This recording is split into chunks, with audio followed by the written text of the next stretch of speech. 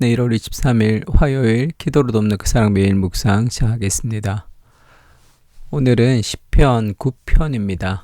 제목은 자기는 인생뿐임을 알게 하소서라는 제목인데 다윗의 시입니다. 내가 전심으로 여호와께 감사하오며 주의 모든 기이한 일을 전하리이다. 내가 주를 기뻐하고 즐거워하며 지존하신 주의 이름을 찬송하리니 내 원수들이 물러갈 때에 주 앞에서 넘어져 망함이니이다. 하나님을 찬양하는 것으로 시작하죠.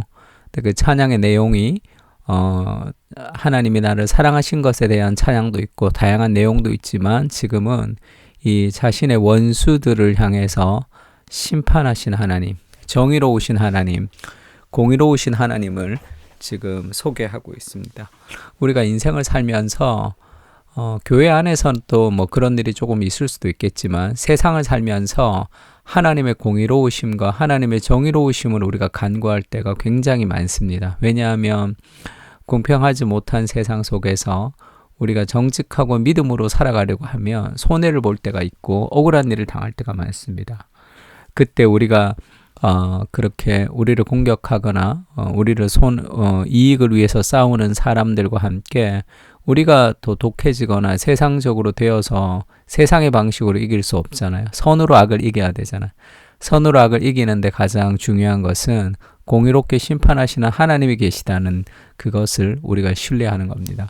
그래서 믿음으로 정직하게 살아갈 때 반드시 승리한다는 그 믿음이 우리를 이제 지탱할 수 있게 하는 거죠. 그리고 하나님의 정의와 하나님의 공의가 이 땅에 있다는 것이 고통스러운 세상, 어그러진 세상 속에서 우리가 믿음을 가지고 살아갈 수 있는 힘이 되는 거죠.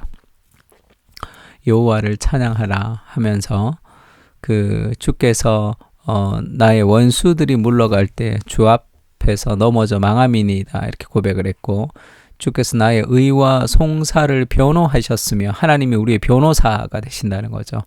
우리를 변호하다라는 그 변호사라는 뜻이 성령님을 우리가 파라클레이토스라고 얘기하는데 그것을 파라 하면 이제 옆에서라는 말이죠. 클레이토스 하면 돕는 자, 헬퍼라는 뜻입니다. 그러니까 우리를 옆에서 돕는 자다 할 때 마귀가 우리를 송사할 때 마귀가 우리를 고소하는 그런 존재로 등장한다면 성령님은 우리를 변호하시는 하나님 우리를 변호하시는 변호사로 등장하시는 거죠. 보좌에 앉으사 의롭게 심판하시면서 우리를 보호하신다는 거죠. 이방 나라들을 책망하시고 악인을 멸하시며 그들의 이름을 영원히 지우셨나이다. 원수가 끊어져 영원히 멸망하였사오니 주께서 무너뜨린 성읍들을 기억할 수 없나이다. 여호와께서 영원히 앉으시며 심판을 위하여 보좌를 준비하셨도다. 공의로 세계를 심판하시며 정직으로 만민에게 판결을 내리시리로다. 여호와는 압제하는 자의 요새이시고 환난 때의 요새이시로다. 그리고 하나님을 향해서 계속 찬양하고 있죠. 12절에 보면 피 흘림을 신문하는 이가 그들을 기억하시며 가난한 자의 부르짖음을 잊지 아니하시도다. 하나님은 가난한 자의 부르짖음을 잊지 않으시는 그런 분이십니다. 그래서 계속해서 여호와여 내게 은혜를 베푸소서 그렇게 이제 기도하고 있죠. 그리고 나를 모함에서 그렇게 공격하던 그들이 자기의 웅덩이에 자기의 꾀에 빠지게 해주십시오. 하나님 앞에 그렇게 기도합니다.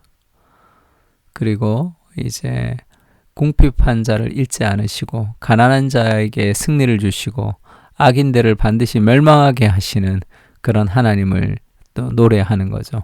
19절에 보면 여호와여 일어나사 인생으로 승리하지 못하게 하시며 이방 나라들이 주 앞에서 심판을 받게 하소서. 여호와여 그들을 두렵게 하시며 이방 나라들이 자기는 인생뿐인 줄 알게 하소서. 결국 그들이 하나님을 거부하고 이방 나라들이 하나님의 말씀에 순종하지 않고 그들의 삶을 살아가는 이유는 자신들이 인생뿐이라는 것을 알지 못하는 거죠.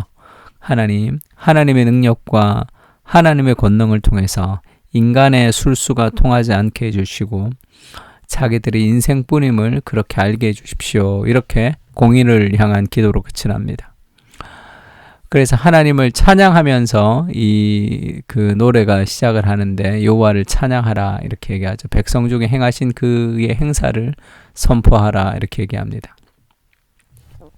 우리가 하나님을 찬양해야 하는 이유는 C.S. 루이스도 시편 4세기에서 그런 얘기를 하죠.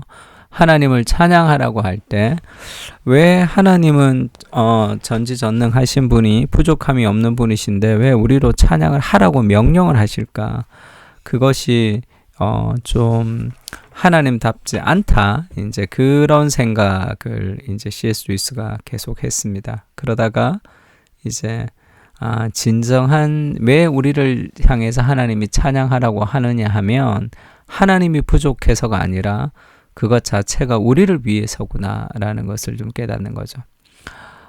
사도행전 17장 24절을 보면 우주와 그 가운데 있는 만물을 지으신 하나님께서는 천지의 주제시니 손으로 지은 전에 계시지 아니하시고 또 무엇이 부족한 것처럼 사람의 손으로 섬김을 받으시는 것이 아니니 이렇게 얘기하죠. 하나님 부족하지 않습니다. 사람의 찬양을 받으면서 하나님이 흐뭇해하시거나 나를 좀 찬양해라 나를 향해서 그렇게 이제 높여라 나를 높여라 그렇게 얘기하는 그 내용이 아니죠. 하나님을 찬양하라고 할 때는. 그래서 이 크리스토퍼 애쉬가 쓴 시편 주석에 보면 그런 표현이 있습니다. 왜 하나님을 찬양하라고 얘기할까? 자아도취된 여배우처럼 그래서 자기에게 스포트라이트를 계속 달라고 요구하는 그런 관종이라 그러죠. 그런 느낌을 가지는데 하나님을 찬양하라 할 때 그렇지가 않다는 거죠. 하나님은 사람의 손으로 섬김을 받지 않으셔도 되는 분이십니다. 그럼 왜 하나님이 자신을 찬양하라고 하느냐 하면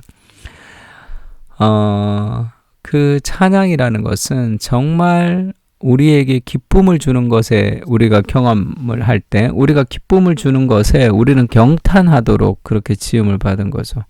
와 아름답다 이렇게 얘기합니다. 아름다운 곳에 가서 정말로 아름다운 자연에 가서 입을 꾹 다물고 그냥 자동차에서 내리지 않고 음악만 듣겠다고 얘기하는 사춘기 소년처럼 그렇게 우리가 살아가면 그 경탄을 잃어버리는 거죠. 우리에게 참된 기쁨을 줄 때, 우리 인생에 정말로 우리가 기쁨을 만끽할 때 우리는 경탄합니다. 와, 아름답다, 좋다, 그렇게 이제 표현하는 거죠. 그것 자체는 그 속에 있는 그 영광의 아름다움을 볼 수 있는 눈이 있기 때문이죠. 그래서 그 찬양하라라고 하는 것은 우리에게 그 하나님의 영광으로 이 땅이 지금 가득 차 있는 것을 깨달아 알아라 그런 의미가 있습니다. 그래서 하나님은 우주에서 가장 아름답고 설레이며 매혹적인 존재이다. 성경을 통해서 그걸 아는 거죠. 그때 우리는 하나님을 경탄할 수 있습니다. 경탄할 수 있고 경외할 수 있는 거죠. 그리스도 안에는 충만한 즐거움이 있는 거죠. 우리가 하나님을 찬양할 때 하나님은 찬양받기에 합당하신 분이시라는 사실을 우리가 이제 고백하고 나누면 좋은데 그것이 단순한 의도적인 노력을 통한 찬양이라기보다 아름다운 것을 아름답다고 표현할 수 있는 그런 찬양이죠. 그것이 이 찬양이고 하나님이 정말 매혹적인 존재다. 어떻게 그럴 수 있는가 하면 하나님은 모든 것을 아시는 분이시고 내 삶을 정의롭게 심판하시는 분이시죠. 그러니까 억울한 일을 당하고 힘든 일을 당했지만 하나님 정직한 사람이 승리하게 해주십시오. 악인들이 멸망하게 해주십시오. 지금 그렇게 기도하는 거죠. 왜요? 하나님의 도덕적 성품에 근거해서 변하지 않는 하나님에게 근거해서 그 삶의 기준, 우리에게 삶의 기준을 주시는 그 하나님에게 근거해서 지금 그렇게 악인들이 승리하며 끝나지 않게 해주십시오. 우리가 힘이 없지만 하나님을 의지할 때 우리가 살아날 수 있음을 신뢰하는 거죠. 궁핍한 자가 항상 잊어버림을 당하지 아니하며 가난한 자들이 영원히 실망하지 아니하리로다. 이것이 하나님이 결국은 이 연약한 인생을 통해서 승리하게 하는 하나님의 방식이라고 생각합니다. 하나님, 자기는 인생뿐임을 알게 해주십시오. 그렇게 마치 하나님처럼 날뛰는 수많은 세상 속에서 우리가 그 속에서 살아가야 되지만 하나님이 모든 것을 아시고 이해하시는 분이시며 그리고 정의롭게 판단하시는 하나님이시다라는 것이 우리에게 주는 신뢰가 있는 거죠. 그리스도 중심적으로 이 시편을 좀 읽어보자면 다윗이 이 억울한 세상에서 정의를 간구하잖아요. 결국 이 하나님의 정의는 그리스도를 통해서 이루어졌습니다. 그리스도의 죽음을 통해서 하나님이 이 세상에 통치하신다는 것을 알 수 있는 것이고 또 그 그리스도의 죽음을 통해서 그 그리스도를 거부하는 사람들과 그리스도를 또 받아들이는 사람들 사이에 그런 운명도 나누어지게 되는 거죠. 그래서 이 정말로 다윗이 꿈꿨던 이 정의로운 사회는 그리스도를 통해서 이루어지는 것이고 이것이 힘과 정복의 방식이 아닌 그리스도의 사랑으로 참된 하나님의 세계와 질서를 창조하고 열어가는 것으로 지금 보여주고 있습니다. 우리도 세상에 여러 가지로 이렇게 고통당하고 어렵고 답답한 일이 있는 그런 직장생활, 가정생활, 또 사회생활, 교회생활을 우리가 할 때가 있죠. 그러나 하나님 공의롭게 역사하시는 그 하나님을 우리가 바라볼 수 있는 찬양의 눈을 달라고 그리고 그 우리를 위해서 그 일하시고 함께 하시는 그 하나님이 모든 것을 아시고 정의롭게 판단하시는 분이시다는 것을 신뢰하며 살아갈 수 있도록 그렇게 우리가 한번 기도했으면 좋겠습니다. 하나님은 찬양받으시기에 합당하신 분이십니다. 진실하지만 어렵고 힘없는 인생들의 친구가 되어주시고 변호사가 되어주신 예수님, 주님의 사랑으로 인해 우리는 오늘도 존귀한 하나님의 사람으로 살아갑니다.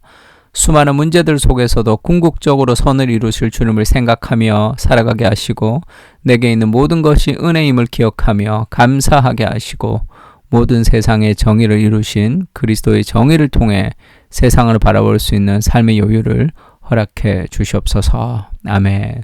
자, 이렇게 우리 시편 9편을 잠깐 살펴봤는데 우리 시편 9편을 좀 띄워줄 테니까 이 시편 9편을 쭉 읽으면서 우리가 함께 우리 인생의 어떤 의미들을 시편 9편을 통해서 같이 고백하며 나눌 수 있으면 좋을 것 같습니다. 같이 기도하겠습니다.